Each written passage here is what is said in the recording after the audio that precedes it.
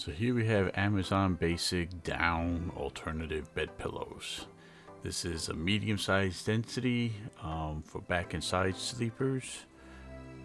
This is a 2-pack, comes in white. These gives a plush feel, and yes, it does that. So this is a down alternative for allergy sufferers, and also it's a supportive and gives a plush feel, which it does.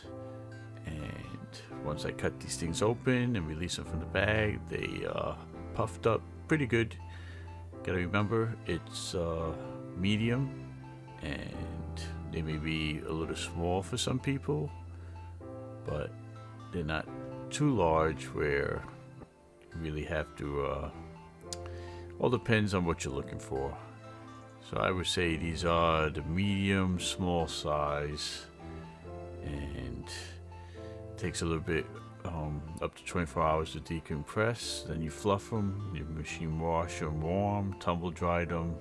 They're 20 by 26 inch.